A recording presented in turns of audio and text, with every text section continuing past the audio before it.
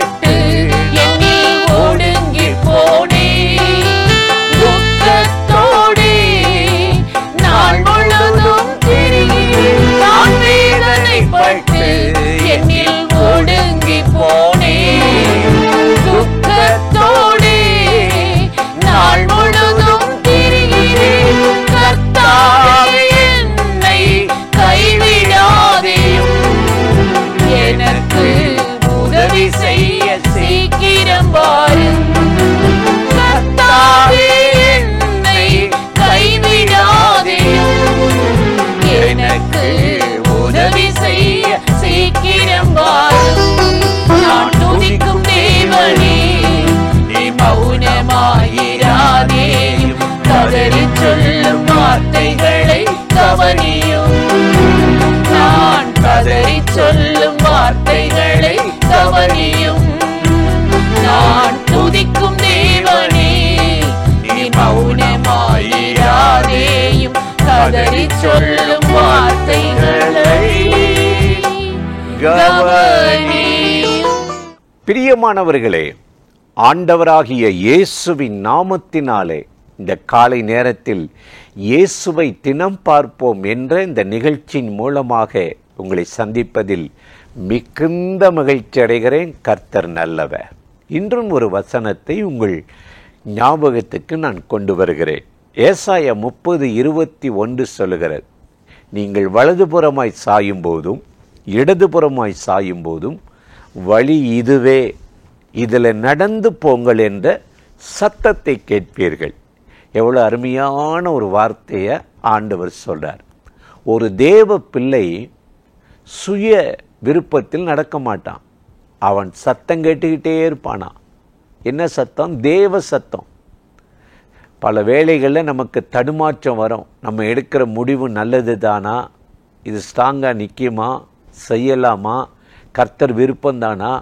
அதான் சொல்கிறாரு, வலதுபுறமாக சாயும் போதும் இடதுபுறமாக சாயும் போதும் வழி இதுவே, இதில் நடந்து போங்கள் என்ற நேர்த்தியான சரியான வழியில் நடத்துகிற ஒரு தேவன் நமக்கு இருக்கிறார் இல்லையா? அவருடைய வழியில் நம்ம நடக்கணும். ஏனென்றால் இன்றைக்கு பூமியில் வாழ்கிற ஒவ்வொருவருக்கும் ஒரு பிளான் இருக்குது, ஒரு நோக்கம் இருக்குது, ஒரு வழியை வச்சிருக்கிறாங்க. ஒரு குறிப்பிட்ட ஊருக்கு தான் போகிறோம்.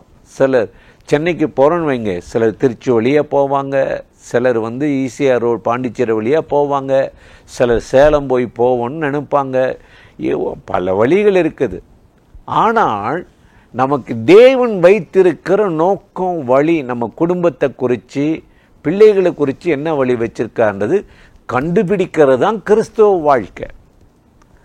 அதனால தான் இயேசு கிறிஸ்து பூமியில் வரும்போது அவர் சொல்லுகிறார், அவனவன் தன் தன் வழியிலே போனானா. அவனவன் தன் தன் வழியில் போய் குழியில் விழுந்து எழுந்திருக்க முடியாமல் ஏமாற்றப்பட்டு சமாதானத்தை இழந்து பலத்தை இழந்து சொத்தை இழந்து வாழ்கிறாங்க. இந்த வழி நமக்கு தேவையா? அப்ப கர்த்தர் நமக்கு ஒரு வழியை வைத்திருக்கிறார். அதனால தான் இயேசு சொன்னார், இடுக்கமான வாசல் வழியா பிரவேசிக்க பிரயாசப்படுங்கள். கேட்டுக்கு போற வழி விசாலமானது, பெரிய வழி. ஏன் கேட்க முடியாது, யாரும் தடுக்க முடியாது. அது கேட்டுக்கு போற வழி. ஆனால் நித்தியத்துக்கு போற வழி ஒரு வழி இருக்குது. அது இடுக்கமான, கேர்ஃபுல்லா தியாகம் பண்ற வழியா இருக்கும். அந்த வழியை கண்டுபிடிக்கிறவன் பாக்கியவான் என்று சொன்னார். இன்றைக்கு நம்ம வழி எப்படி இருக்குது? ஆண்டவருக்கு பிரியமா இருக்கா, இல்லை உங்களுக்கு பிரியமா இருக்குதா? எந்த வழியில் போகிறோம்? யார் வழியில் போகிறோம்? நம்ம செய்கிற காரியங்கள், போடுகிற திட்டங்கள் எல்லாம் இது கர்த்தரால் தான் வந்ததா? நீங்களா இப்போ நல்லா இருக்குன்னு சொல்லி செய்துட்டு அப்புறம் ஒரு போராட்டம், பிரச்சனை வந்த உடனே அந்த வழியா அது இப்போ எனக்கு பிரச்சனையாக இருக்குன்னு சொல்லி அப்புறம் இழுத்து மூடிட்டு போகிறது மாதிரி இன்றைக்கு அநேகருடைய வாழ்க்கை இருக்குது. கடையாக திறந்து மூடுவதற்கு, பிஸ்னஸாக திறந்து மூடுவதற்கு கர்த்தர் ஒரு வழியை நமக்கு திறந்தா அது யாரும் லாக் பண்ண முடியாது. அதனால தான் வேதத்தில் பிழையாம் என்ற ஒரு மனுஷனை, ஒரு தீர்க்கதரிசி, மதிகேடான தீர்க்கதரிசின்னு சொல்லு, அவனை ஆண்டவர் எச்சரிக்கிறார். இஸ்ரவேல் ஜனங்களை சபிக்க போக வேண்டான்னு சொன்னாலும் மீறி போயிட்டார். கழுதில் ஏறி வேக வேகமாக போய் சொத்து வாங்கணும், திராட்சை தோட்டம் வாங்கணும், ஆசை யாரை விட்டுச்சுல. அப்போ ஒரு தேவதூதன் அப்படியே வழியில் நின்றுட்ட உடனே கழுதை மறித்து செவரோடு உரசிடுச்சு. கழுதையை போட்டு அடி அடின்னு அடித்தா கர்த்தர் கழுதின் வாயை திறந்தாராம். அப்போ தான் தேவதூதனை பார்க்குறார். தேவதூதன் நிற்கிறத இந்த கண் தெரியாத தீர்க்கதரிசி பார்க்கல, கழுதை பார்த்துருச்சு. ஏன்னா அந்த கழுதை கர்த்தருடைய வழியில் நடந்ததுனால. அப்பதான் சொல்றாரு தேவதூதன், என்னாகமம் 22:32, உன் வழி எனக்கு மாறுபாடா இருக்கு, பிடிக்கல, நீ போற வழி நல்ல வழி அல்ல, நீ எடுத்திருக்கிற முடிவு நல்ல முடிவு அல்ல. இப்போ உனக்கு அது என்னமோ செல்வ செழிப்பா இருக்கிற மாதிரி தெரியும், உன் வழி எனக்கு மாறுபாடா இருக்கிறன்னு சொன்னார். அப்போவாது விட்டுருங்கனால விடலை. அந்த பண ஆசை அவனை விடலை. ஆனால் அதே நேரத்தில் யோசபாத்துன்னு ஒரு ராஜா இருந்தான். அவன் தன் வழிகளில் எல்லாம் கர்த்தருடைய வழிகளில் அவன் உற்சாகம் கொண்டது அவனுடைய மனம், இருதயம். அதனால அவன் செய்ததெல்லாம் வாய்த்தது. ஆண்டவராகிய தேவன் ஆசீர்வதித்து நடத்தினார். எனக்கு அருமையான சகோதர சகோதரிகளே, இன்னைக்கு உங்க வழி எப்படி இருக்கு? கர்த்தர் பிரியமா இருக்கா? அதெல்லாம் விட்டுட்டு இன்னைக்கு ஆண்டவருடைய வழியை கண்டுபிடிச்சு நடந்தா இடராத செவ்வையான வழியில் நடத்துவார். ஏசாயா 35:8 சொல்லுது, அது பரிசுத்த வழி, அசுத்த வழியா வருவதில்லை, அது நீதியின் வழி. பேதையாய் இருந்தாலும் திசை கெட்டு போவதில்லை. அந்த வழியை இன்றைக்கு ஆண்டவர் உங்களுக்கு காட்டி இந்த நல்ல அற்புதமாய் நடத்த போகிறார். அந்த தேவாதி தேவனை நோக்கி நாம் ஜெபிக்கலாமா? அன்பும் இரக்கமும் கிருபையும் நிறைந்த நல்ல ஆண்டவரே, இந்த ஆசீர்வதிக்கப்பட்ட நாளுக்காக, நேரத்துக்காக, கிருபை இரக்கங்களுக்காக உமக்கு நன்றி. இப்பொழுது யாரெல்லாம் இந்த நிகழ்ச்சியில் இணைந்து இந்த வார்த்தைகளை கேட்டு உம்முடைய வழியை காட்டும் என்று கெஞ்சுகிறார்களோ, கர்த்தருடைய வழிகளில் இன்றைக்கு நடக்கட்டும். கோணலானவைகள் செவ்வையாகட்டும், இடராத பரிசுத்த வழியாய் இருக்கட்டும். சமாதானத்தோடு என்று நடத்தும், ஆசீர்வதியும். இயேசுவின் நாமத்தில் ஜெபிக்கிறோம் பிதாவே, ஆமேன், ஆமேன்.